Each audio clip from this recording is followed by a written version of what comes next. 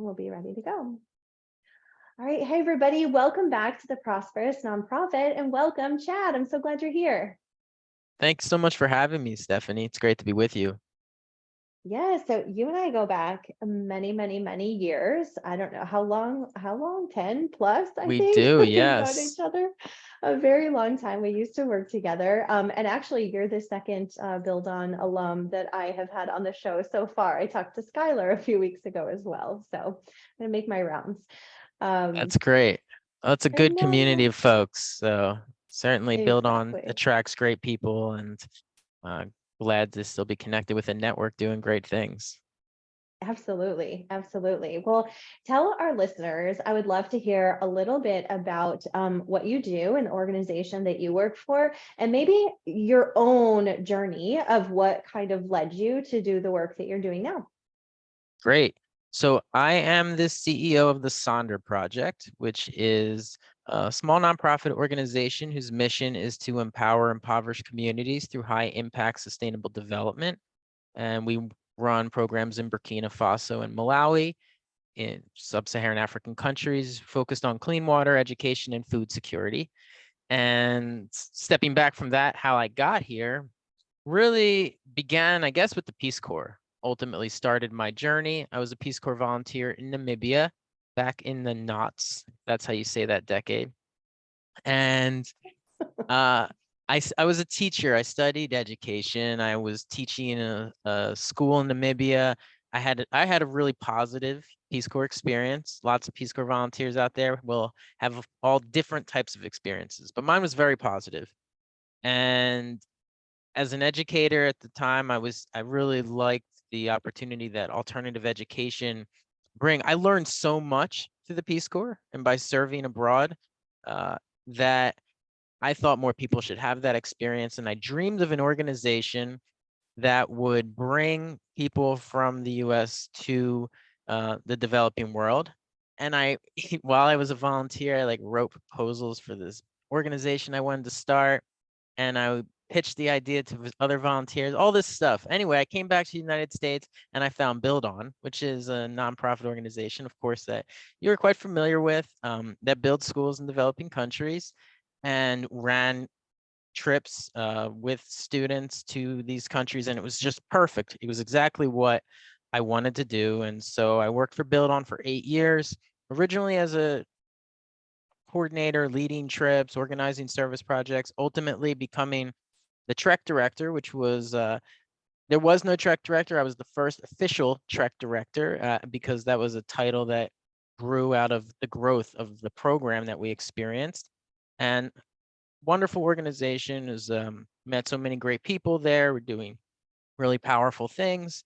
And the Sonder project was actually at that time in 2014, the Sonder project began because a group of entrepreneurs in the panhandle of Florida were very successful in business and wanted to give back. And through their research, they were really inspired by a book, The Life You Can Save, and realized like the greatest way to have an impact is to work abroad. And so they were researching organizations. They found Build On, and they were like, "Oh, let's fund a school with Build On." And so they did, and they traveled to Burkina Faso on one of the Trek experiences that I was directing, and had an amazing time. Met people there and wanted to do more, wanted to be more engaged, didn't just want to be a foundation giving out funds, but wanted to establish their own nonprofit organization. And so they did. The Sonder Project was born in 2015. And a few years later in 2018, when they were seeking leadership and somebody who had experience in the space, that's when I got involved, as I had left Build On prior to that and was looking for new opportunities. And so it came together so well because I had so much experience in where the Sonder project was working.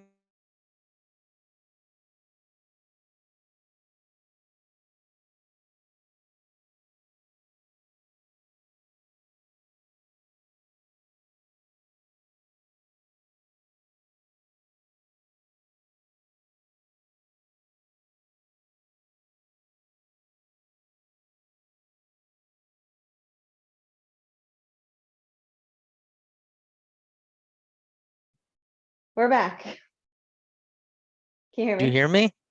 Was that Yes, I my can hear you. connection? I don't know. My internet is always like so wonky at the most inconvenient time. So it could have been me, but we have an editor that'll just chop this part out. Um, Did you but hear me? I heard, oh God. Yeah, I had your last sentence in my head and I was going to tell you where you left off, but I don't remember. Oh no, I'm sorry. I thought No, I didn't notice until I was done. it's fine. It's fine. It's fine. Um, No, I legit can't remember where you left off because then I started talking and trying to figure out how to get us back.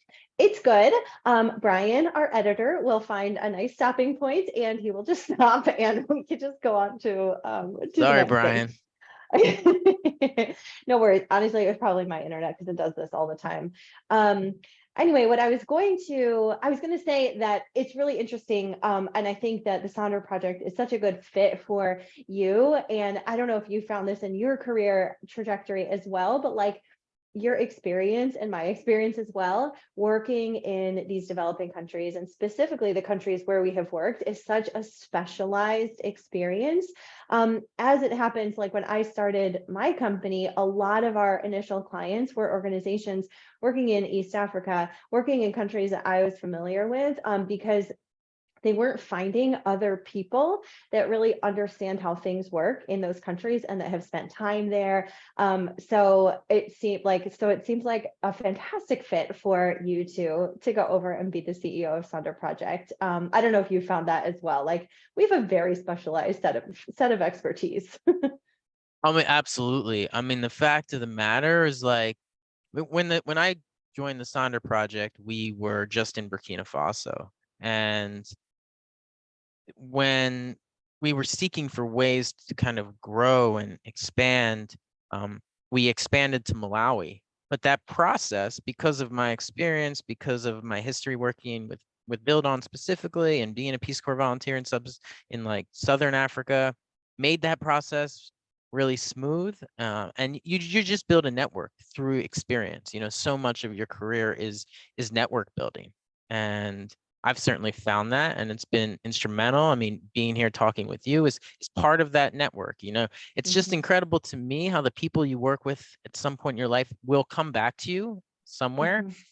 and you got to appreciate and respect that. Yeah. Yeah, I love that. And I think that, for our listeners, it doesn't really matter like what level you are at an organization. If you're not the CEO, even if you're not a manager, like that still the importance of building those connections and building those relationships are so important. And I agree because I was recently connected with somebody else from our like Build On sort of alum group. And I'm like, oh my gosh, I'm like friends with a lot of people that I worked with literally a decade ago. And it first of all doesn't seem like it's a decade.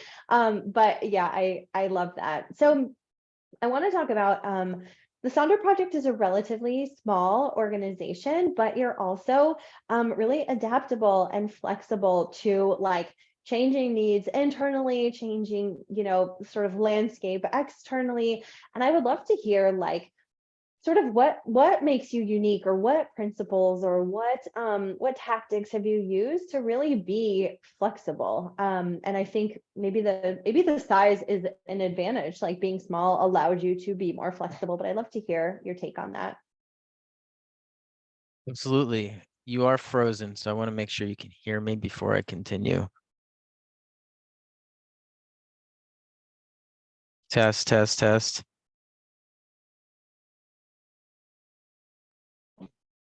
Uh-oh, Can you can hear you me, hear me? Stephanie? I Now can I hear can. you. Yeah. I just turned Okay, my video off. Maybe it is me, and maybe that will help. I did okay, hear your question fully, so you can hear me, correct? perfect. Yep, I can hear you. Yeah, you can go ahead. Okay, great. So can you just actually rephrase the question? 'Cause now I lost my thought. Yeah, so I think that one thing I wanted to Oh, ask you about was flexibility, the ability. Yeah, adaptability. Yes. yes. Okay. Yep. So I definitely think to an extent our size is an advantage. I mean, moving large nonprofit organizations is like steering a cruise ship, and the Sonder Project moves like Probably more like a, I don't know for a cruise boat, but maybe certainly at least a ferry boat, if not faster than that. And it's a great benefit, and it makes things really exciting because we are allowed really to respond to the needs of the people that we're supporting. For example, we drill wells, and so we're working with communities who need access to clean water. And in some cases, the systems that the boreholes that we were drilling, weren't always the best solution for the areas that we were discovering. And so we were able to, um, we started partnering with Sawyer and bringing in personal water filters at the household level. And we were we're able to try that out and make that shift early on. Another example is like we were partnering with Build on the Build schools, and we were focused on that school construction in partnership, but then we were able to develop and pilot a student sponsorship program in a relatively fast with fast movement to roll it out. And now, that started in 2021, and 2 years later, we're sponsoring over 200 students a year. And so I feel Wow. like we're really nimble, and it also, we take our core values. We really try to live by our values, and one of our values is to listen to others, and that includes our beneficiaries, includes partners on the ground, it includes our donors. But we take that seriously, and I feel like, and our staff, we don't assume that we know everything, or that we know uh, how to solve every problem. But what we do know is that we will approach each situation kind of heart forward, with the aim to do the most good and have the greatest impact possible. And we will listen to all voices so we can collectively, come up with that solution. I love that. And I love the sort of sense of like experimentation and trying new things that it sounds like you've been able to do a lot of, because I feel like that's one thing that we see and hear all the time in like the small business and the entrepreneurial space, is to try and pilot and experiment and fail, and then, be able to iterate and try again. And I feel like that's something I don't see as often in nonprofit, because a lot of times we have like money, funding, grants, like riding on our ability to deliver. And so often that doesn't give us a lot of wiggle room to try new things. And so I think that's really cool that you've been able to pivot and shift and pilot and experiment with different things, because I think that is what allows us to get better and improve and to have a deeper impact. So has that and I think often we're like, oh, well, I would be able to do that if I had, more resources or whatever, but you're a small organization who's been able to do that. So how do you think of or like view failure? Have any of the projects that you have tried out, has anything like not worked out the way you wanted it to? And what's kind of been the result of that? Yeah, I would say, well, number one, I don't 100% believe in failure. I believe that Mhm. because failure feels like an object end, and in my Mhm. mind, nothing actually ever really ends. It's just an opportunity to Mhm. kind of learn and grow and change. Because, Mhm. and so have things not gone as we planned, or have we made changes? I mean, perhaps some things have failed, but we haven't given up ultimately. Mhm. And so, for example, one project that has been kind of an ongoing challenge for us, admittedly, is our food security project. So we have uh, a 11-acre farm in a rural village in Burkina Faso, and we have been working on this program since before I got involved with the Sonder project. So before 2018, and the goal has been and remains to increase access to food security for the specific community where we're working, and to provide a community that has always relied on rain-fed agriculture, a consistent, reliable water source year-round. And if you can go from rain-fed agriculture to year-round water, it's life-changing, particularly for communities who are subsistence farmers. Mhm. Now, the infrastructure and process to make that happen is not simple and complicated, and partnering with contractors on the ground has definitely produced challenges. And we are now in our third iteration of what the infrastructure on that farm looks like. And I am most excited about where we are like right now today with that farm than I've ever been since I've been with the Sonder project.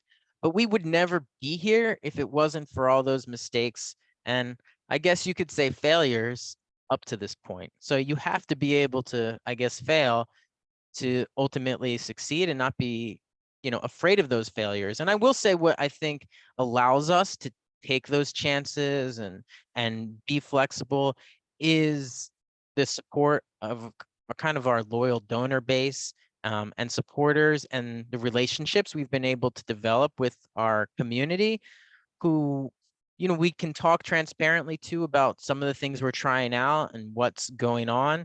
And so people, if people know what they're investing, people aren't necessarily afraid to take risks. If they believe in what your mission is, if they trust in the people who are working at your organization. And so, trust and transparency are, I think, key to innovation, being able to Mm. innovate. I love that. Where you said, we wouldn't be able to do this without our loyal supporters. And I wrote down before you said the word transparency, and then you said it. And so, yeah, I think that's key, is having that relationship where you can be transparent so your supporters know what you're doing and they're, right alongside you. And I feel like sometimes we want to just sort of put on this, you know, show is like, I don't know if show is the right word, but we just want everybody to think like everything's going perfect. We're having this amazing impact. Everything is, going according to plan. Because we think that that's going to maintain the confidence of our supporters. But I like your point that really it's that transparency and telling them, hey, like, we're in this process, you're part of the process with us. And I love your mindset and perspective on failure, because I agree with you. Failure sort of indicates that it's the end, versus this process of, keep going, keep trying, doing different things. So I love that. And do you think that it's possible? So if somebody's listening, they're like, oh, but I work for like a really big organization. I don't know how we could, pivot this quickly, or, we've got too much riding on these big funders. Do you think there are ways for larger organizations to have that agility and that flexibility and that sort of appetite to try new things? Absolutely. I mean, I don't think any size doesn't matter, um, if you will. But I mean, absolutely. Maybe you can bleep that out. That's not a good reference. But if I were to answer that question, absolutely you can. And I mean, I experienced that at Build On.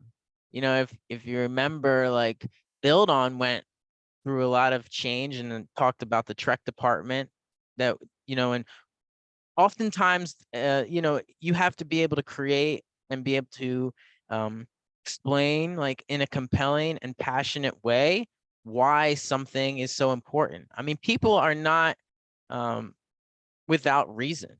And so, most people, I would say, aren't without reason. So um, I think it's easy to say, well, it's never going to be like that because it never has been like that. But then, of course, if that's your mindset, then you'll never realize the vision that you hold. And so I think it's important for individuals working, whether it's a small organization or a big organization, to not be afraid of the vision that you set, and to make sure you are a constant advocate, I think, for that vision and communicating it. And because if you're having that conversation, like, it's only going to strengthen your idea and your vision. And ultimately, maybe that vision changes. Like maybe the vision that you have isn't actually what will be most successful. But if you're not having the conversation, you're never going to get there. So it's absolutely possible. Um, and perhaps it just requires a lot more voices to get involved in the process. And so understanding how decisions are made within an organization is super critical. Um, and, you know, if you're working in an organization where you feel connected to the people, then you're in the right space and, you know, work within that system. I do feel like change is possible. Yeah, I love that. And I really like the idea of holding that vision and constantly reminding yourself of that vision. And I know something that's really important to you and to the Sonder Project is your core values that really sort of weave throughout everything that you do. And I know in this conversation already, you've woven those core values into this conversation. And I think that the only way to really make sure that you are living those core values or living that mission or that vision is by, bringing them into your everyday work. Because I feel like a lot of organizations, yeah, we all have a mission statement, we all have a vision statement, we all probably have at least a handful of core values, but like, how are we really living into those and exemplifying those core values in our everyday work? And so I would love to hear more from you about how you use your core values as like guiding principles in the work that you do every day. Well, yeah, thank you. We really love our core values, and I think in terms of discussing them, like part of it is the process we used to come up with them, which was really collaborative. Because when I began at the Sonder Project, we didn't have the same core values we have today, but we went through a process to kind of redefine our mission, redefine our values, and it was a really collaborative experience with all of our board members and our staff to kind of understand like what drives us, what is it that we believe as an organization, to come up with the kind of 7 core principles that we have. And so these are core principles that or values that we discuss like with our staff. They're in our kind of reviews. We talk about which of our core values, how are they reflected in the work that we're doing. And ultimately, I do feel like the core values that we have are a real reflection of my approach to work, because I really connect with the Sonder Project and our core values. And so we've really been able to create a vision that we can believe in. You know, they don't feel like just random words on a page that kind of sound good. You know, these are in Mhm. fact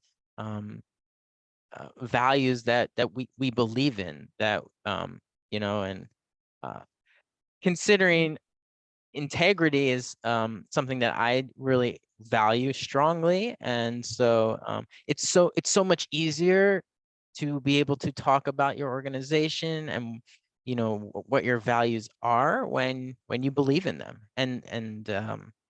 And so we really dug deep in that process. And now, if you ask any member of the Sonder Project team, board members, staff, I feel like core values are something that all of us really take pride in.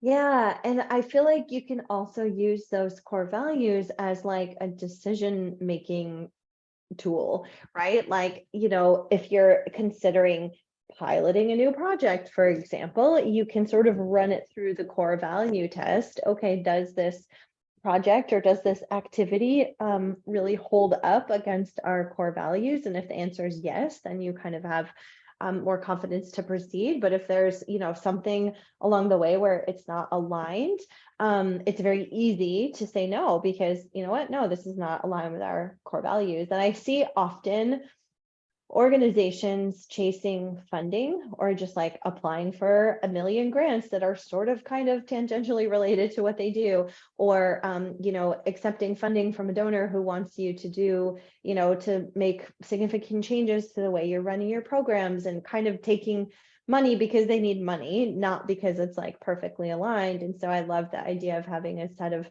core values that are really ingrained in the work that you do to use as like a decision making matrix for Yeah, new well activities said, as well. Stephanie. Agreed. And in addition, just can I add to that, not only are Yeah. the core values, but our mission statement specifically is actually has space in it. It's a bit broad, and some people would I think some perspective is like, well, what exactly do you do? It's not very specific. It is to empower impoverished communities through high impact sustainable development. But going back to that earlier conversation we had of a kind of flexibility, like as a young, small organization and figuring out who we are, like we go to our values, like our vision is to do the most good. Like, and are we listening? Are we believing in the potential of others through this work? And then is it meeting our mission of having high impact? Gives us a lot of room to take an input, and we're not so rigid in our goal. Like our goals are to do the most good, to impact lives, to partner with people, to make sure people's voices are heard. And so, as you create a mission statement or as you create core values, like I think it's nice to create space to allow, especially for young organizations, to allow those things to kind of mold and grow and not be too rigid. That allow, we have a broad enough umbrella, but we also have to identify. You do need to understand when things kind of fall out of that umbrella. And Mhm. we have experiences with that as well, but we learn from those experiences. Mhm. Yeah, that's really interesting that there's like you have a broad mission statement that but then you've got the core values that you sort of hold yourselves to, and I like that that is intentional and allowing that flexibility that we talked about before. That was very cool. I want to talk to you about corporate partnerships, because I feel like corporate partnerships are, to some nonprofits, this like elusive thing. Like we all know that corporations have a lot of money and that many of them are willing to give that money away. But like, how do we get ourselves in the room with the right people to kind of sell them on our mission? And you mentioned earlier that, starting from corporate was kind of where the Sounder Project began, with business people who had successful businesses and wanted to find a way to give back. And I know that you have had success with corporate partnerships before. So I would love to hear a little bit about the way that you do corporate partners. Like, how do you find them? How do you engage them? What does that look like, especially for our listeners who are like, yeah, I want to get into that space, but don't really even know where to begin. Well, I guess to begin to is to, making sure we're not working from any assumptions that just because somebody is coming from the corporate sphere, they're not interested in giving back or doing good in the world, which of course is wouldn't be Mhm, true. And so, mhm, giving people the benefit of the doubt that they want to have an impact, they want to do positive things. And in the corporate world, oftentimes they need opportunities to do that. And there are lots of different they're just seeking for a nonprofit often that they can trust, that they can build a relationship with. And so for us, what's been successful is certainly the network, and connecting with individuals who have a connection to the Sonder Project, who are familiar with the Sonder Project, but also creating something tangible that organization or businesses can benefit from. I mean, we've had really a lot of success with our well program, where businesses are able to fund a specific well, and those wells we're able to then provide a picture of the completed well with a sign respecting that business, which we then mail to them in a framed photo, or we hand deliver, that says, here, this is the well that you funded. Like, they want to see the impact of their funds. And when you can do that, it's really powerful. We've done the same thing with some businesses where we've gotten the employees involved in giving. And so we have a couple businesses where employees are giving a percentage of their paychecks to the Sonder Project on a regular basis. And then we're including those individuals in some kind of tangible thing, whether it's funding a well, whether it's sponsoring students. So when you can kind of reflect, like, we as a business, this is what we do, but we also give back, and this is how we do that. And this is the tangible impact that we've had. Um, it's kind of amazing. Like, I was just at an event on Friday with a real estate company who was celebrating their agents and all of the success that they've had. And at the same time, they gave space to the Sonder Project to celebrate the success that we've had and the success that we've had because of them, because of that partnership. And so, it's about believing that it's good in the corporations that are out there, which there absolutely is, and then not being afraid to approach them and provide something tangible that, so they can understand how they can also benefit. I feel like it's perhaps maybe harder if you're just looking for, checks to increase your general fund from corporate partners. They in my experience at least, will look for something more tangible, ways they can benefit, especially ways that their employees can benefit, uh, will definitely lead to a more successful partnership. Oh, that is really good. I love that, because you're right. I mean, if a company can say like, hey, we actively give back to this organization and here's how, like, that's a selling point for them. That is value added to that company that you as a nonprofit leader are adding. And so that's a really great point, that they're going to be looking for some sort of return on their investment, some sort of ROI. And maybe it's not necessarily monetary, right? Maybe you don't necessarily have to say, okay, if you give us $10,000, we'll, be able to give you a 10x return somehow in the impact that we have. Maybe it's not that, but maybe it's a qualitative ROI, right? Like being able to involve the employees, like you were talking about, and get the entire organization or the entire company involved. So I love that Yes. sort of strategy of what value can we provide to the corporation, not just being like, okay, hand me a big check. And I um, will say the employees who then connect to, I have such a wonderful group of committed employees from some of our partner corporations who really connect with what we do. And I've met employees who've told me the reason that they started working for this corporate organization is because of their relationship with our nonprofit, and they wanted to be wow. part of that. And Wow. so, there's a benefit for corporations to have a really strong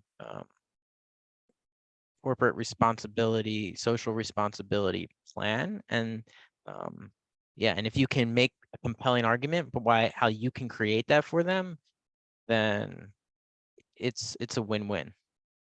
Yeah, I was just going to say that's huge. Like that's something that you can include like in your, in your pitch deck. If you've got something that you're kind of going out to potential funders, I think, being able to put forth a compelling reason about how your nonprofit is going to add value to their company. I think that's huge. That's so cool that there was an employee that joined a company because they wanted to be part of the Sonder project and the impact that you are having as a nonprofit. Like that's very cool. Awesome. Well, one question that I'd love to ask all of our guests before we wrap up is, what does a prosperous nonprofit look like to you? What does a prosperous nonprofit look like? Well, certainly one that is making an impact and improving the lives of its beneficiaries or benefiting its beneficiaries. One that is kind of understands its place in space and aware of the impact it's making. An organization that uh, is not afraid to look hard at itself and reflect on what it's doing and being able to make changes and be able to adapt and respond to the environment in which it's working are critical.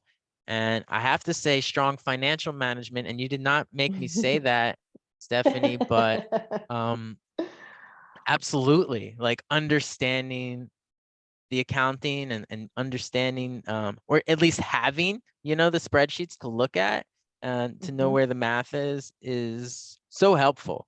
And um, and create an environment where people are not afraid to speak their minds and share in a safe space only allows the whole organization to be more prosperous. So, and of course, all this doesn't happen without like a really clear, strong mission and core values that everybody is connected to. So that mission and vision of what you're trying to do is something we all share.